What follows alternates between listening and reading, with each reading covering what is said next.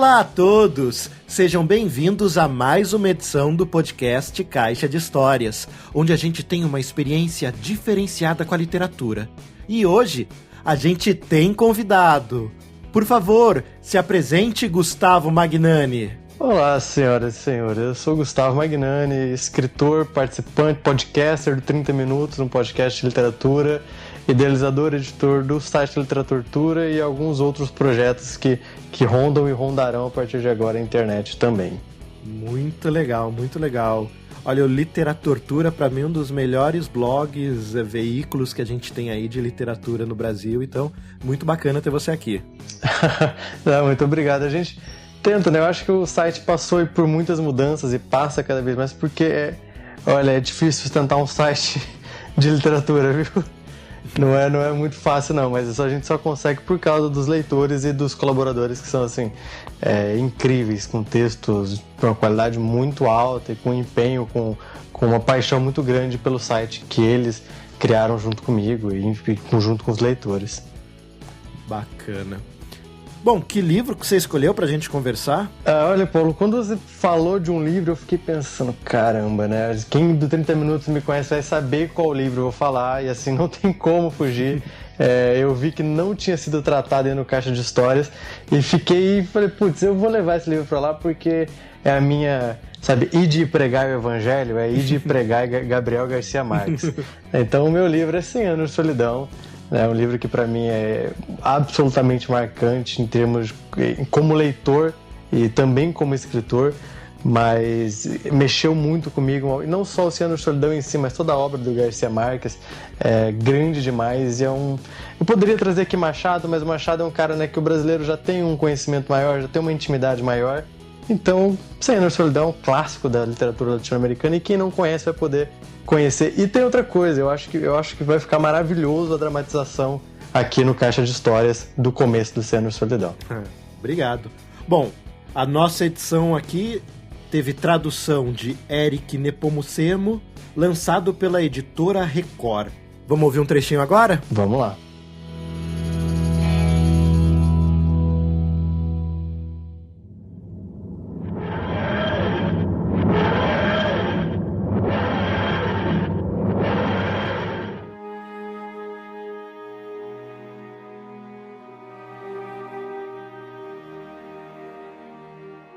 Muitos anos depois, diante do pelotão de fuzilamento, o coronel Aureliano Buendia havia de recordar aquela tarde remota em que seu pai o levou para conhecer o gelo.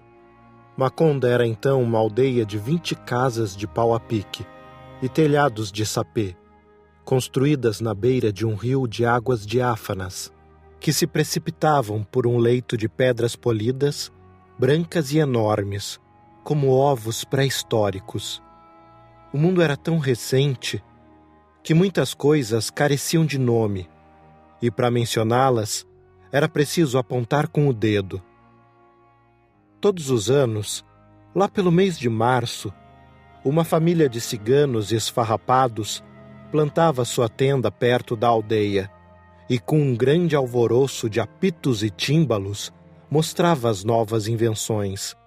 Primeiro, levaram o Ima, um cigano corpulento, de barba indomada e mão de pardal, que se apresentou com o nome de Melquíades.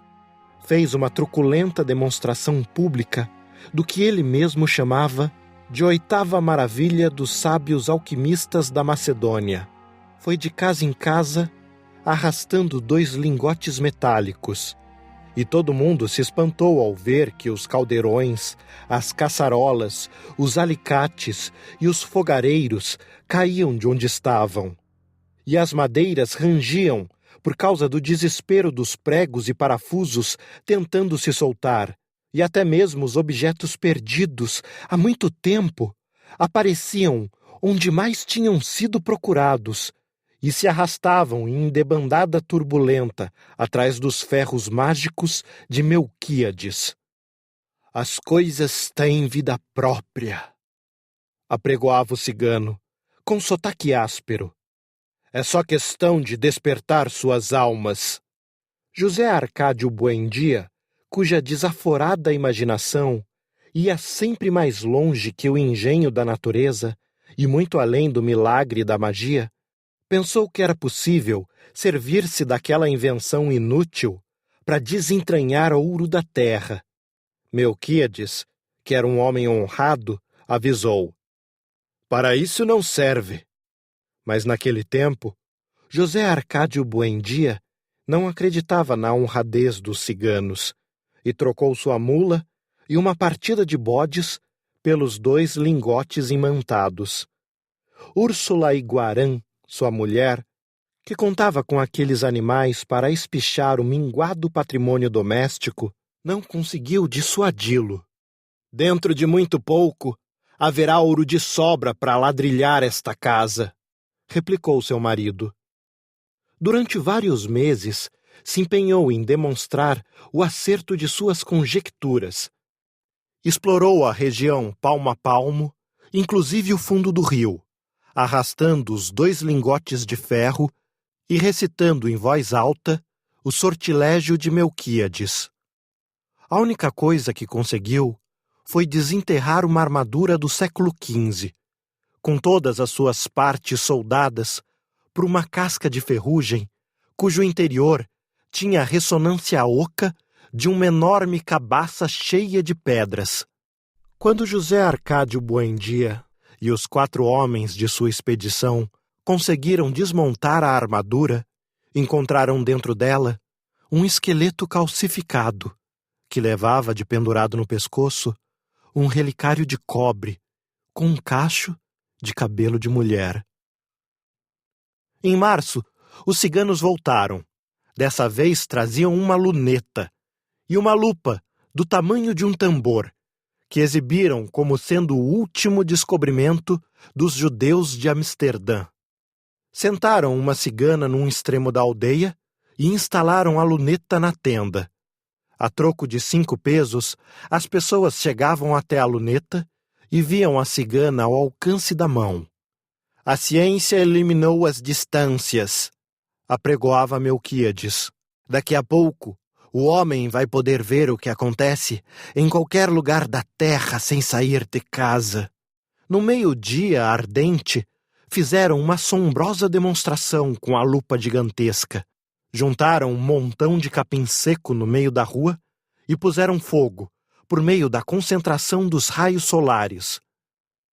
José Arcádio Buendia, que ainda não tinha acabado de se consolar do fracasso de seus ímãs, concebeu a ideia de utilizar aquele invento como uma arma de guerra.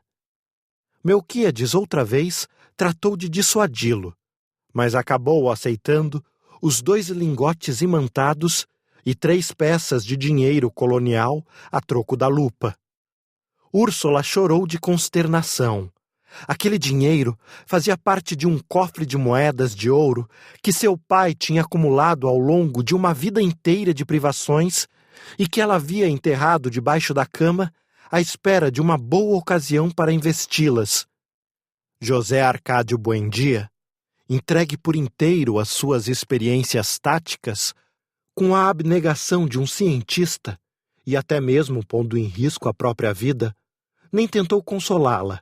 Tratando de demonstrar os efeitos da lupa sobre a tropa inimiga, ele se expôs à concentração de raios solares e sofreu queimaduras que se transformaram em úlceras e demoraram muito a curar.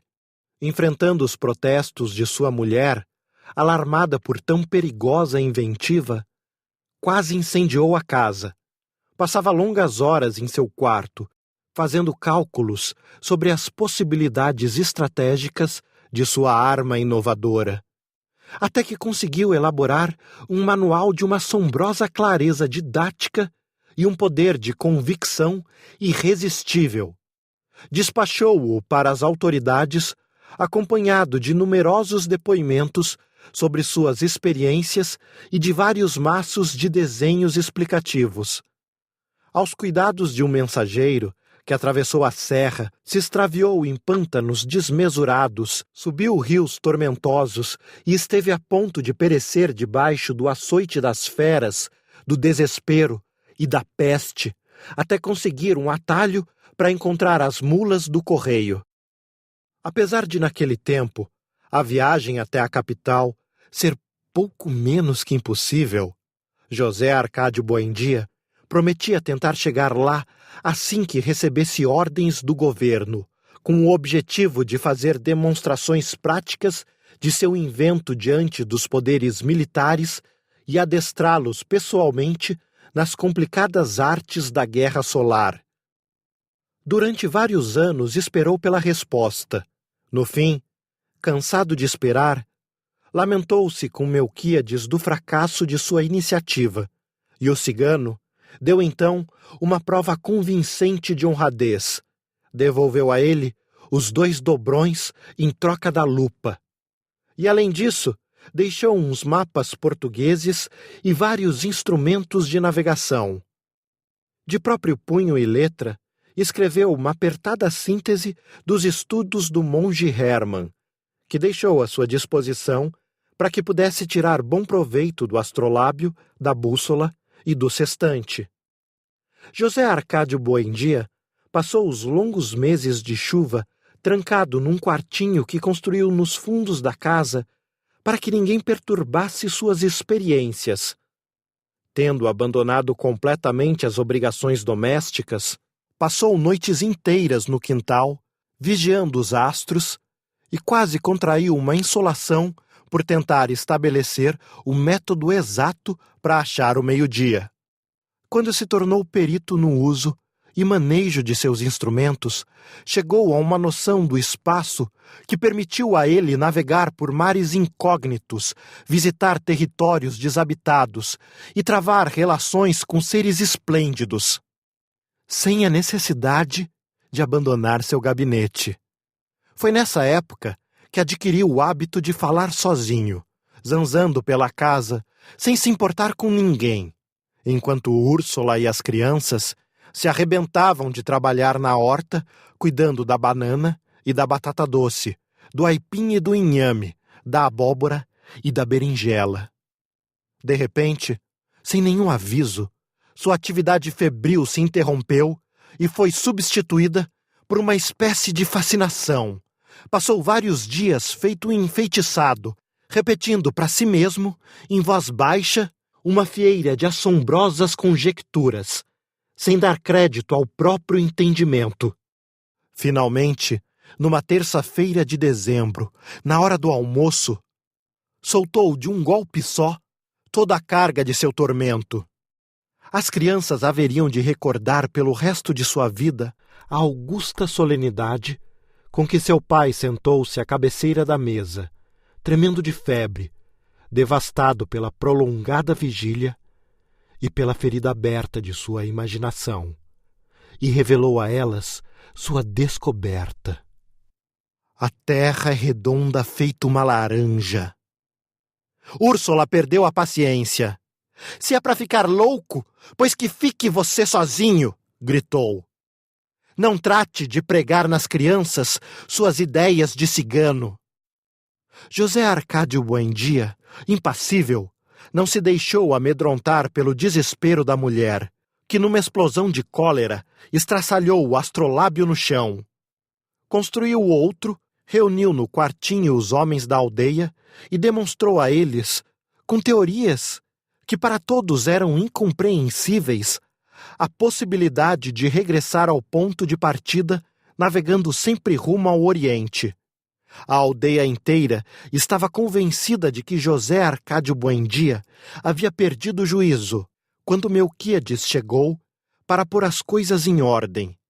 Ele exaltou em público a inteligência daquele homem, que através da pura especulação astronômica havia construído uma teoria já comprovada na prática, embora, até então, desconhecida em Macondo. E como prova de sua admiração, deu a ele um presente, que haveria de exercer uma influência decisiva no futuro da aldeia, um laboratório de alquimia.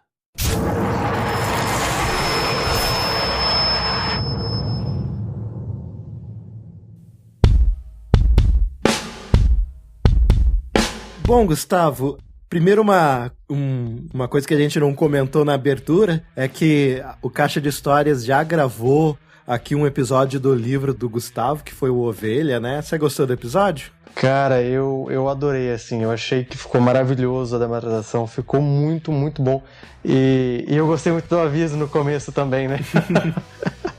Olha, gente, pra quem tem um ouvido sensível, pra quem tem não sei o que, cuidado, é um livro que gera um debate e tal. E é realmente isso, então eu achei que ficou muito legal dramatizado, eu fiquei muito curioso em ver assim, o Ovelha sendo levado, quem sabe, para outras mídias, para outras, né, quem sabe para um teatro, para alguma coisa do tipo. Acho que seria uma experiência muito, muito legal para mim como autor. Ah, bacana. Depois a gente conversa para você me dizer se acha que eu viajei muito nas minhas observações ou não. Se a questão de achar que, além de você falar da questão da sexualidade, você estava falando da questão de como funciona o pensamento evangélico, vamos dizer assim. Sim, sem dúvida. Vai muito para esse lado também, segundo a minha opinião, né? Não, com certeza. Bom, mas vamos para Gabriel Garcia Marques. Por que você escolheu 100 Anos de Solidão pra gente conversar? Olha, é aquilo que eu falei, assim, um pouco na abertura, né? Eu acho que existiram alguns fatores aí, que primeiro é o meu gosto pelo livro, eu realmente sou apaixonado por essa obra, eu já li ela algumas vezes e tem trechos, assim, que realmente, se eu pudesse colocar trechos da minha parede, eu colocaria, ela ficaria cheia de citações do 100 Anos de Solidão, porque é um livro, além de ter uma história absurda de maravilhosa, e de inventiva, e de criativa, e de todos os adjetivos bacanas que a gente pode dar, é uma aula de como se contar histórias, né? Uma aula de linguagem, é uma aula de como prender o leitor. Então muita gente, por exemplo, vê o mérito, sei lá, na linguagem, na inventividade do Garcia Marques, mas esquece também que ele é um excepcional contador de histórias, assim, né? Ele junta o melhor dos dois mundos. Então ele usa, por exemplo, as técnicas mais carimbadas, digamos assim, do romance de policial, um romance de suspense, por exemplo, para prender o leitor dentro da trama, né? Então o que muita gente poderia dizer que isso, alguns diriam até um termo ridículo, que seria uma prostituição literária, uma coisa para segurar o leitor, uma técnica de mercado, uma fórmula batida.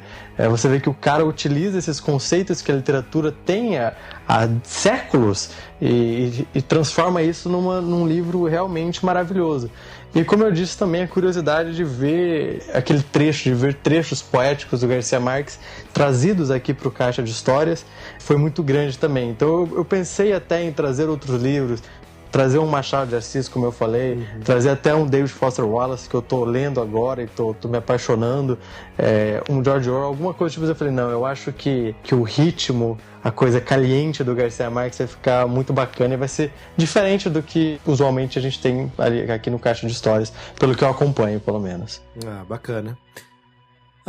Bom, o 100 Anos de Solidão, eu acho que vamos dizer assim, a obra fundamental do Garcia Marques, porque a gente vê que o universo ficcional dele, né, se passa dentro de Macondo, né? Não sei se tem alguma história que foge disso, talvez alguns contos, mas o grosso da criação literária dele se passa em Macondo.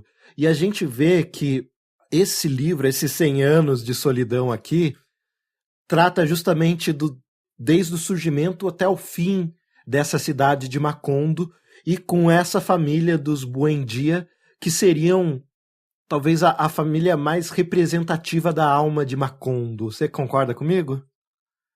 Sem dúvida, né? Assim, fora o 100 Anos que trata de Macondo, né, o Garcia tem vários outros livros, né, que fogem do universo 100 Anos de Solidão, que são tão excepcionais quanto, mas especificamente sobre os Buendia, eu acho que eles retratam de uma forma muito característica do latino, assim, né? Uma coisa muito...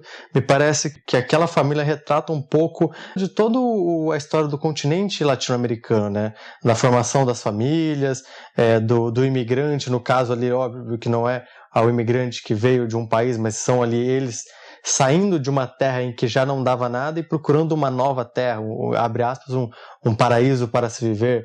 né? Então isso ou pelo menos um local decente para se viver. Isso é a história de quantos imigrantes, né, que vieram para a América Latina, desde ingleses, espanhóis, italianos, franceses, o que for, japoneses que vieram para cá e de alguma forma foram se tornando intrínsecos ao povo latino-americano, se misturando, então criando uma identidade única, né? Uma identidade que associa um pouco do povo europeu, mas também essa coisa do sangue latino, do sangue quente, da coisa física, da coisa verbal, basicamente aquele ritmo caliente, né? Uhum. Então os Benditos representam muito essa coisa do latino, né? Por exemplo, o pai que é sonhador, que tem ideias e que gostaria de ter grandes feitos na vida e que acaba se descobrindo na realidade, de certa forma até como uma pessoa com problemas mentais, um doido, quem sabe, a mãe muito forte, que sustenta toda a família, os filhos. Então toda essa geração que vai se crescendo, colocando suas raízes em Macondo, mas vai também saindo para o mundo, saindo para a América Latina, conhecendo outros lugares, deixando uma marca muito característica, né? Um livro que expressa muito do que... Talvez a gente não fale a gente, porque o brasileiro, a gente não se sente tão latina. Bom, então é isso, assim, eu acho que realmente os Buendias expressam muito dessa coisa latino-americana, dessa representatividade, e são de fato a alma do Oceano de Solidão, né? Junto com Macondo são aquilo que compõe todo o teor mítico e todo aquele maravilhamento que a gente tem quando lê a obra do Garcia Marques. Uhum. E sabe que, assim, a coisa latino-americana realmente é muito forte nesse livro. Os personagens, eu acho que são muito próximos da gente, sabe?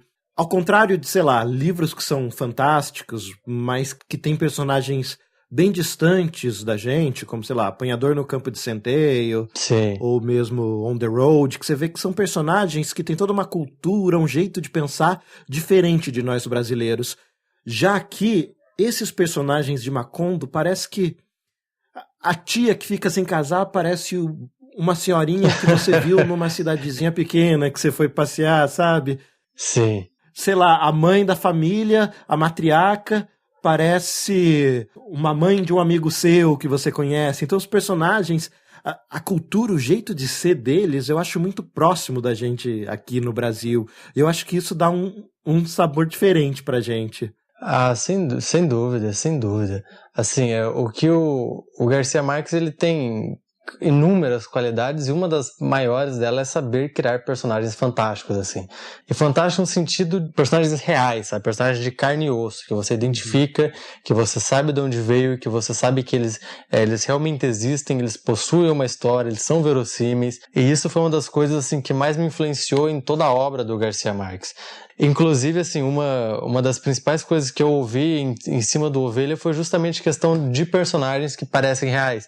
E isso é muito puxado do Garcia Marques, porque quando você lê com olhos, assim, de escritor, querendo aprender, querendo entender como é que ele faz aquilo, você tenta, né? A gente acha, pelo menos, que consegue compreender os caminhos que ele usa para chegar nesses personagens. Então são os pequenos detalhes, as pequenas ações do personagem em atividade, o personagem tomando uma atitude, e não necessariamente aquela descrição crua, seca, que fala, e o Joãozinho, ele era assim, assim, assim, mal-humorado e respondia a sua mãe. Não, né? Pelo contrário, são ações que constroem melhor os personagens. E o Garcia Marques, como ele foi, de fato, um ser humano demasiadamente humano, muito conhecedor dos problemas do mundo e tudo mais, então ele sabia como construir esses personagens, como aproximar o leitor daquelas criaturas que ele criava. E isso é fantástico, assim, simplesmente genial. São pessoas que a gente conhece, que estão ali naquele livro. E uma outra coisa que me passa muito esse livro é um profundo estudo sobre as relações familiares. E o próprio fato que ele usa um elemento aqui de nomes que se repetem muitas vezes ao longo das gerações, né? E isso me passa muito a coisa daquilo de que a gente tem muito mais dos nossos pais do que a gente gostaria. E toda essa coisa de que, sei lá, de um certo eterno retorno, vamos dizer aqui.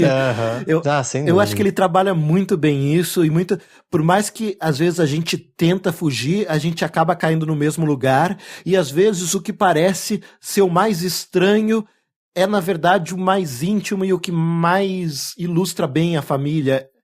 Essas relações eu acho que ele trata muito bem. Eu não poderia concordar mais, assim, Paulo. Eu acho que a maneira como ele constrói, lógico, toda a coisa fantástica, a coisa mítica, tudo aquilo faz parte de toda a embalagem, de todo o pacote que é Cena de Solidão. Mas a forma é muito vivo, né? É muito real a forma como aquela família se conecta, como as pessoas da família se conectam.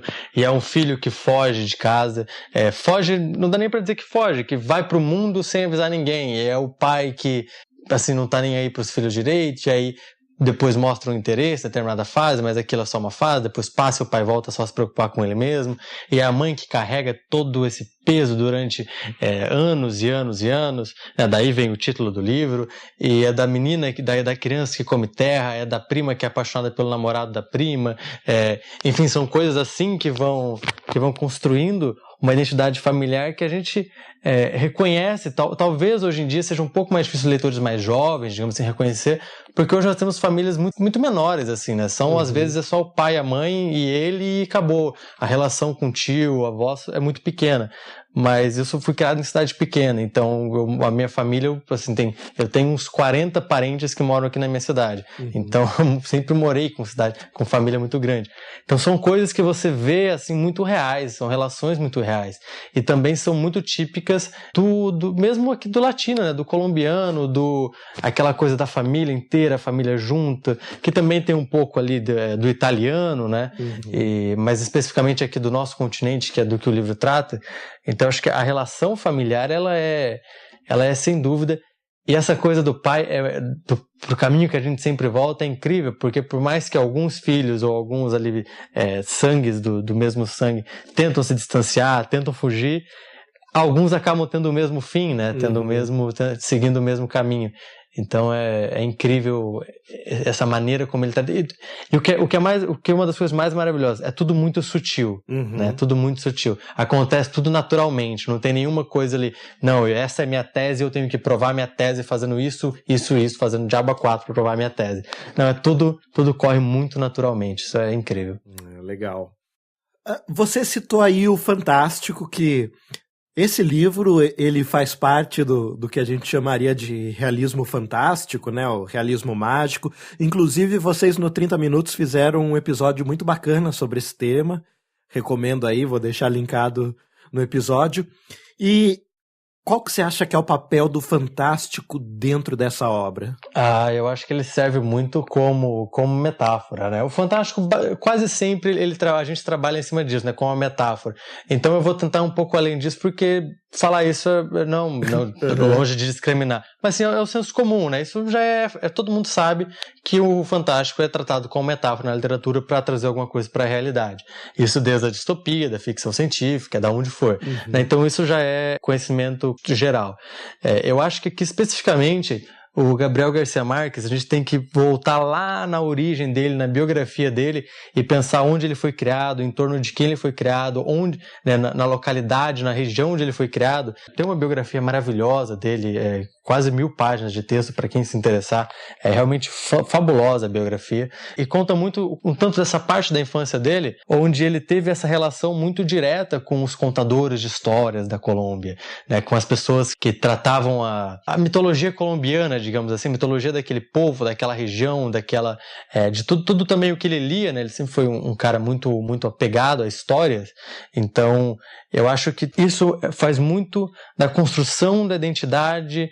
A gente pode falar do latino? Podemos, mas principalmente do colombiano, né? Porque ele, antes de ser um cidadão latino-americano, e ele de fato é um cidadão latino-americano, porque aí ele teve escola de cinema em Cuba, trabalhou em vários países da América Latina, então ele sempre foi um cidadão que se intrometeu e falou sobre os vários assuntos da América Latina, mas antes de tudo ele é um cidadão colombiano, né? E o cidadão colombiano, ele tem toda essa coisa mítica, essa coisa do de fora, do misterioso, do novo.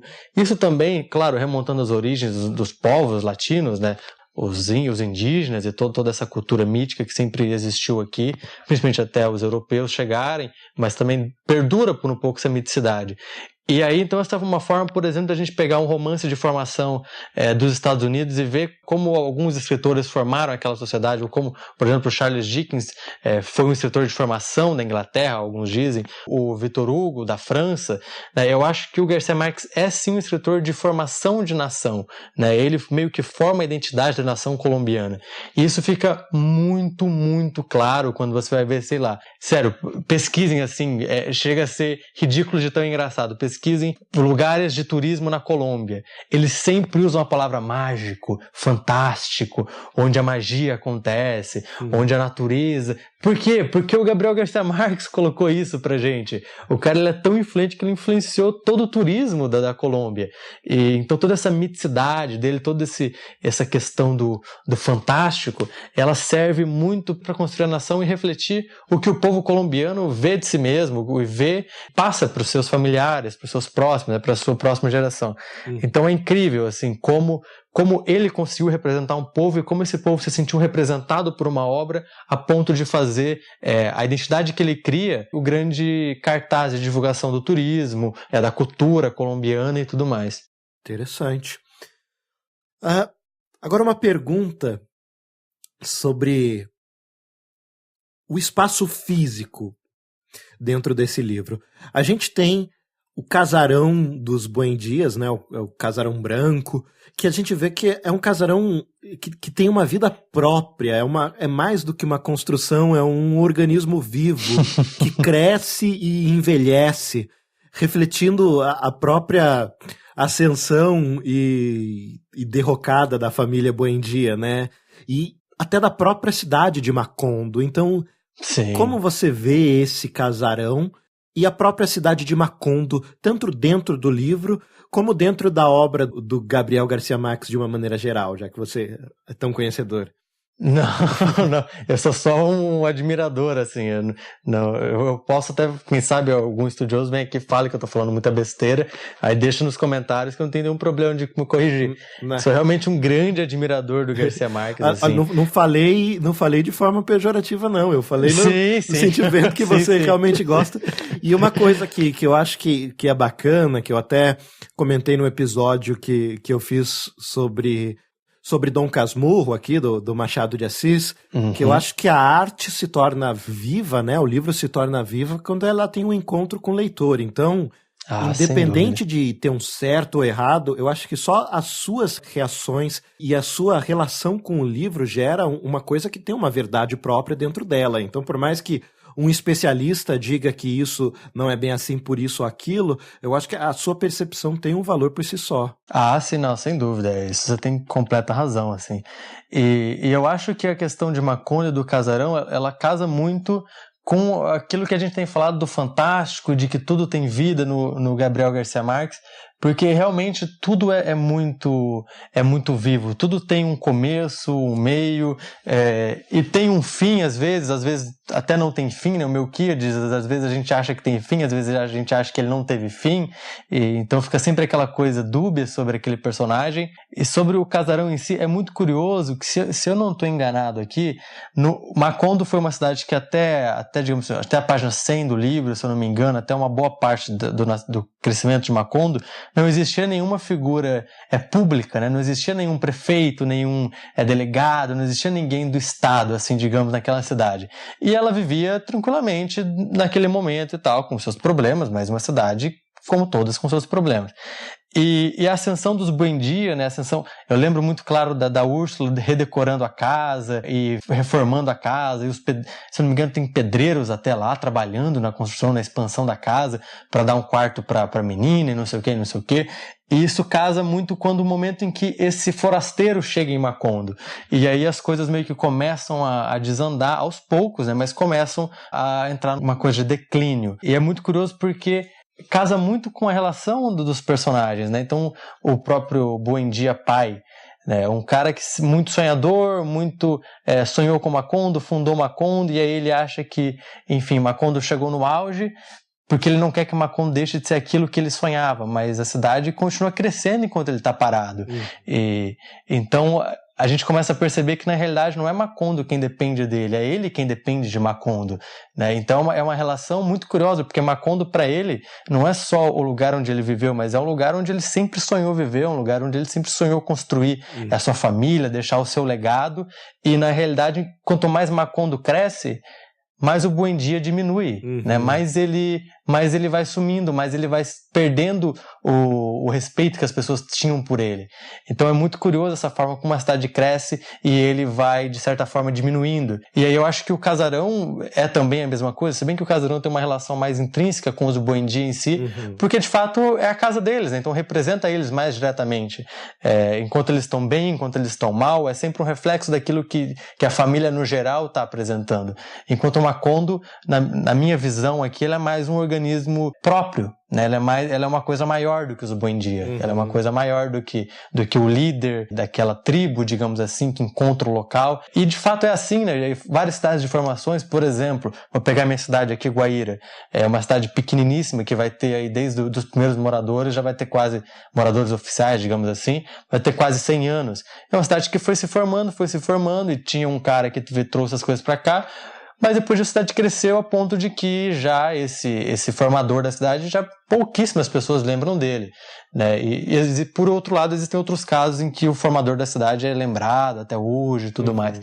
Mas são organismos próprios, né? Isso na realidade também, isso não é só coisa de livro, né? As cidades têm seus organismos próprios, cada cidade funciona de uma maneira, às vezes pensada e às vezes não pensada. Às vezes programada para uma coisa, às vezes ela simplesmente acontece sem programação e aí existe uma identidade própria que ninguém pensou, não, essa cidade vai ser assim. Ela simplesmente acaba sendo. E eu acho que Macondo é isso, ela começa com uma identidade muito ligada do Buendia e depois ela acaba sendo uma coisa própria, uma coisa diferente deles, talvez. Interessante. O livro tem um personagem que, para mim, é um dos personagens mais complexos, talvez o personagem mais misterioso do livro, né? Que é se não me engano, é um cigano, né? Que aparece. É o Melquiades. Isso. Entra dentro da família como um agregado e escreve um livro misterioso numa língua mais misteriosa ainda. E a decifração desse livro passa a ser até uma obsessão por alguns elementos da família. O que você acha que o Melquiades representa dentro do livro? Você acha que... Porque enquanto a família toda representa até uma metáfora da própria América Latina, como você mesmo diz, né? Sim. Até em determinado momento, com a presença militar e todo esse sofrimento, e períodos de prosperidade e períodos de vacas magras, vamos dizer assim, sim, né? Já este personagem é um elemento meio alienígena, né? Que não segue tanto essas regras. Talvez seja um pouco do próprio autor dentro do livro, não sei. O que ele é para você no livro? Olha, essa é uma das perguntas, para mim, realmente mais difíceis de se pensar, porque o Melquiades, ele é, de fato, uma entidade muito incomum no 100 Anos de Solidão, né? Porque ele é quase, enquanto os outros personagens são muito reais, ele é pouco real, mas ele é pouco real num sentido verossímil da coisa. A gente acredita que ele existe, mas ele é muito distante, ele parece quase uma figura messiânica, uma figura divina. É uma figura que atesta em que, de fato, toda aquela coisa mítica e fantástica e maravilhosa, ela realmente existe. Então, eu não sei se o Melquiades é talvez a personificação desse realismo mágico do Garcia Marques, mas eu sei que ele é, sem dúvida, aquele que coloca o ponto de interrogação na cabeça do Buendia, né? Do Buendia pai, no caso. Então, ele é, por exemplo, até a chegada do Melquiades, isso é uma coisa que a própria Úrsula fala no livro, né? Fala, lógico, através do ponto de vista do narrador, mas no ponto de vista dela. É que quando o Melquiades chega, o Buendia vira outra pessoa. E de fato é isso, é o cara que coloca a pulga atrás da orelha, é o cara que faz as pessoas terem a sede pelo conhecimento, a sede pelo novo, pelo futuro, pela descoberta, pelo desconhecido. E eu acho essa figura muito, muito enigmática dentro desse livro. Eu já li alguns artigos sobre ele e tudo mais, mas eu, assim, não que os artigos sejam errados, longe disso, mas eu acho que que eles não completam muito a grande figura que é Melquíades, porque ele é de fato o que você disse, ele é um alienígena naquela terra, ele é muito diferente de tudo aquilo. E aí um momento ele está morto, e um momento ele não está mais morto, e aí um momento todo aquele ser que era cheio de divindade, de milagres, ele está lá no fundo da casa, encostado como um invalidado, como um senhor que já não consegue fazer mais nada. E aí você pensa, putz, mas para onde é que foi todo aquele maravilhamento que ele tinha, né? Ah, mas ele também é então um ser humano normal, como todos nós, que envelhece, que, sabe, é muito mítico. Eu acho que o Melquíades é um personagem fabuloso e vale ler o livro, só valeria, tem muitos outros aspectos, mas o Melquíades é um personagem grandioso, assim, eu adoraria ler um livro só sobre as histórias do Melquíades, assim, seria fantástico. Bacana. Bom, e qual seria a sinopse, então, do livro? Puta. Caramba, olha, eu sou péssimo para fazer sinopse sobre qualquer tipo de livro, mas eu acho que O Oceano e Solidão é a história de toda uma família, né, principalmente dos Buendias, a família dos Buendias, a geração dos Buendias, né, da árvore genealógica dos Buendias, e de uma família em que busca um lugar para viver de uma maneira decente, um lugar para chamar de seu, para viver bem, para ter uma vida boa, uma vida tranquila, mas como muitas coisas na América Latina, coisas de fora interferem, coisas às vezes de outros países ou de outros continentes, né, isso a própria história atesta, interferem na relação em que os povos latino-americanos possuem, e isso muda toda a configuração de um continente. E eu acho que é isso que acontece, por exemplo, quando o exército, né, chega em Macondo e muda toda a configuração de uma família, de uma cidade que, claro, teria todos os seus problemas do mundo, mas que viveria muito bem sem essa interferência daqueles que chegam de fora, que conseguiria prosperar de uma maneira muito mais interessante sem aqueles que chegam de fora. E é um livro com 1001 maravilhas, assim, desde da epidemia da insônia até a comedora de terra, até a falta de chuva. São elementos fantásticos que constroem uma narrativa absolutamente incrível, é realmente incrível, é um dos livros para mim essenciais da literatura mundial, e com uma linguagem, com uma história e com um conhecimento, não um conhecimento histórico, mas um conhecimento de alma, um conhecimento daquilo que é a América Latina, daquilo que é o povo latino-americano, é muito o que tem aqui em Oceano e Solidão, com uma história fabulosa. Eu disse que eu sou péssimo com sinopse. Não, que é isso, foi muito bem. Eu concordo com você, eu acho que não é à toa que esse livro sempre entra nas listas de melhores romances de todos os tempos. Eu acho que, sem dúvida, ele é um dos. Talvez seja o grande romance latino-americano, né? Talvez seja. Até para nós brasileiros que gostaríamos de botar o Dom Casmurro ou o Brás Cubas na frente, mas fica difícil. Enfim, são todas obras excelentes, né? A gente só tá falando de medalhão aqui, é complicado. O que eu acho, assim, só para dar um pitaco sobre isso, é que como o Oceano e Solidão ele tem um peso, né, de formação, ele é um livro, digamos, de identidade, de formação de povo, né? Então ele tem esse peso de ser o livro latino-americano. Enquanto, por exemplo, o Dom Casmurro é um livro satírico sobre a elite do Rio de Janeiro, né? Qual é melhor? Não sei qual é melhor. Não tenho como dizer qual é melhor.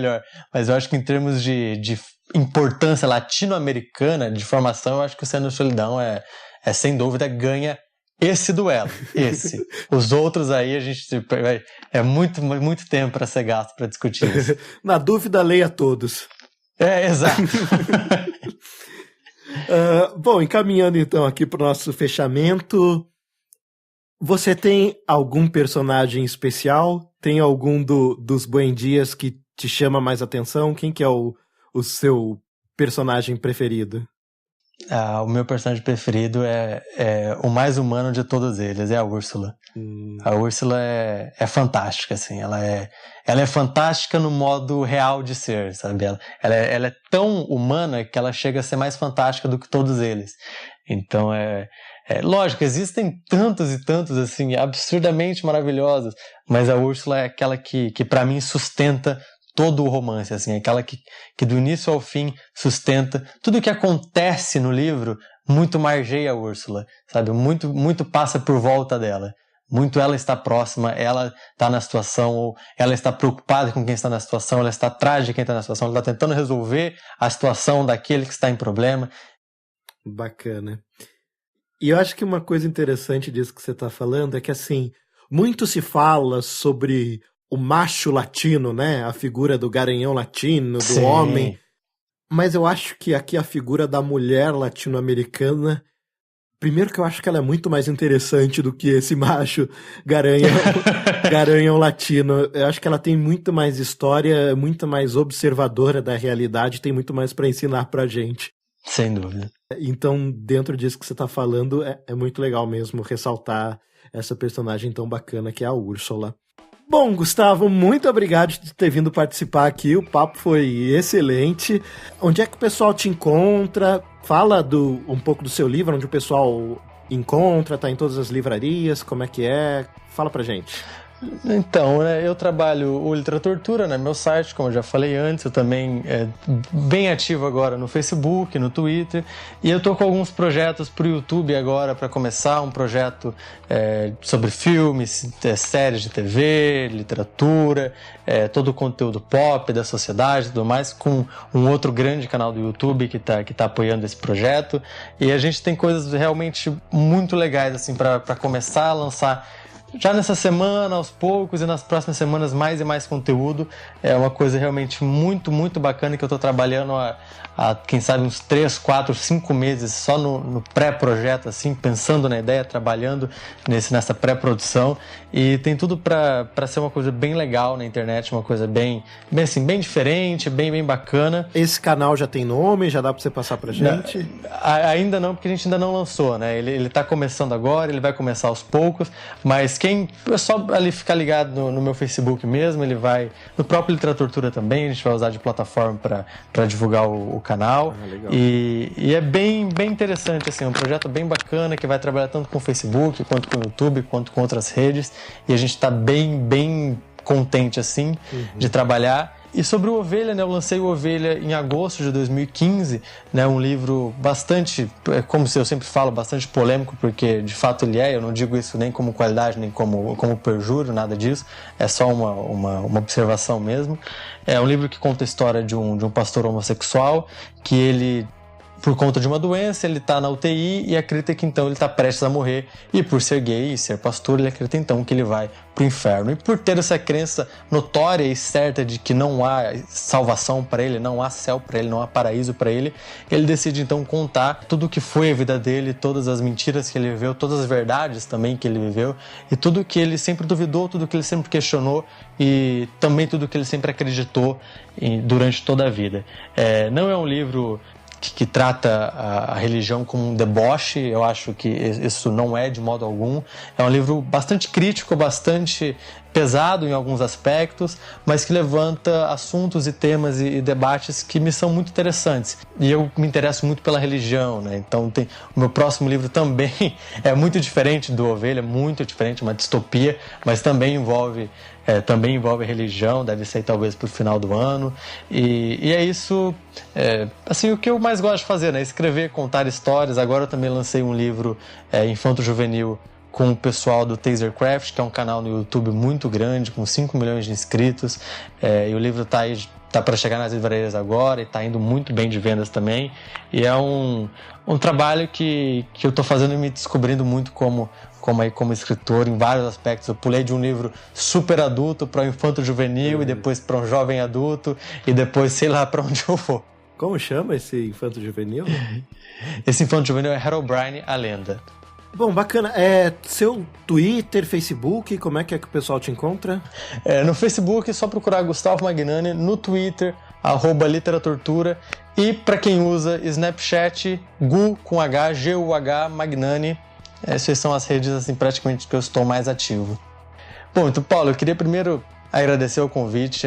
O Caixa de Histórias é um projeto muito legal. Quem me apresentou foi o AJ Oliveira, como eu já te falei, e é um projeto que eu não sou muito de ouvir podcast, como eu também te falei, mas eu ouço muito, assim, muito mesmo o Caixa de Histórias, eu adoro as dramatizações, e eu quero agradecer muito também aos ouvintes, espero que eu tenha contribuído de alguma forma a vocês, espero que tenham gostado das minhas falas e da minha participação, tudo mais, e é isso, e também no 30 Minutos eu tô sempre lá, quase toda semana, nem sempre eu tô lá, mas quase toda semana, é isso, tchau, tchau.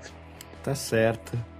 Bom, muito obrigado, Gustavo. Como eu disse, o papo aqui foi ótimo. O e-mail do Caixa de Histórias, vocês já conhecem, é caixadehistórias@iradex.net. O Twitter é @caixa_histórias. O Facebook é facebook.com/Caixa de Histórias Podcast. E não deixem de entrar no grupo Pandores, que é o grupo do Facebook onde a gente discute os assuntos tratados aqui no podcast, tá? E se você gosta do Caixa de Histórias, pense em nos dar um apoio lá no Patreon. É patreon.com/CDH de Caixa de Histórias.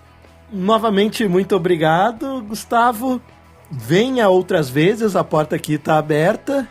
E é isso, pessoal. Até a próxima. Tchau, tchau.